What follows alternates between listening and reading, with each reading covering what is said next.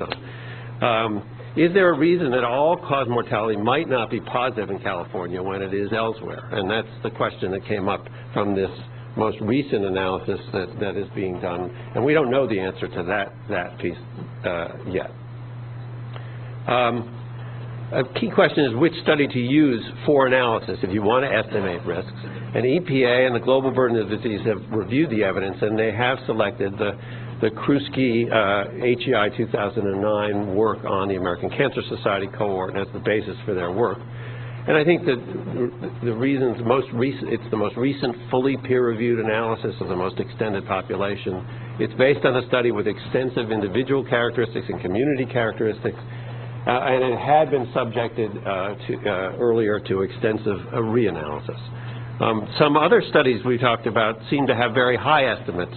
For example, the Women's Health Initiative and the California Teachers, and not that that automatically says you shouldn't use that, but it does raise questions about whether those are the appropriate studies to use. And I think the key question for ARB to ask in this is there good evidence that the risk in California is notably different from that found in the Krusky study? Is there something that's dramatically different or markedly different that would say you shouldn't use that? This is not wearing my HI hat, but I think that seems to be the question that we were all wrestling with. Uncertainty is a certainty in these studies, and it's very important, as we've talked about, to try to estimate how these affect the results. And Aaron Cohen described how the global burden of disease is moving to quantify uncertainty in all aspects of their analysis: the exposure measurement, the geographic variation, and the modeling approaches that they use. And they're comparing that not just from the Krusky study that they're using, but to other studies that they use. US EPA is quantifying uncertainty through a number of different scenarios. We did talk about two in particular. This list could be longer, but the panel identified two very important areas that have model selection and which models and approaches you use, and the exposure metric and or method of estimating exposure that you use. That you have to try and estimate what the uncertainties are for that. Last but not least, we talked about PM effects and the mix of pollutants, and it's not a surprise to anybody. It's a complex mixture, and it's part of an even more complex mixture with gases, which have their own effects, and I put that in quotes because often when we use these terms, those are everything. The gases as well as PM are markers in some ways, and each source has its own mix of emissions. There's no one pollutant that comes out. And it's not always easy to specifically identify a source. For example, as Tom Hesterberg noted, the markers for diesel are by no means perfect. Studies of PM and other air pollutants are inevitably studies of a marker of some less well-known set of components.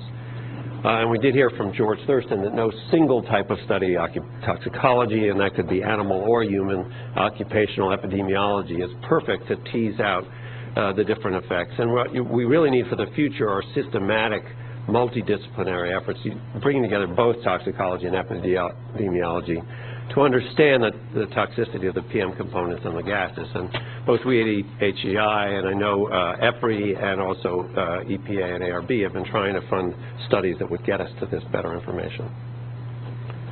A few concluding thoughts. We did hear a little bit about data access today. And I think there were a number of comments that was important to enhancing the underlying confidence in results. This next one is my comment. It's not a comment we heard from the panel, but I think it's useful, and I think we generally follow this today. Civility is a good idea. And I think it's important as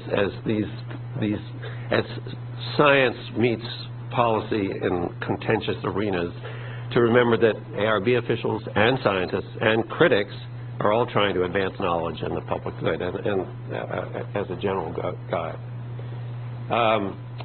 20 years of hard work has advanced our knowledge. I don't think anybody would doubt that, and led to some beneficial decisions. We have much cleaner diesels on the road today than we did 20 years ago.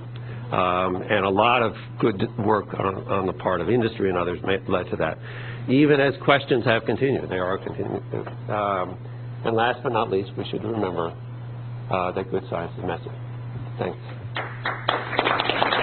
Oops, that's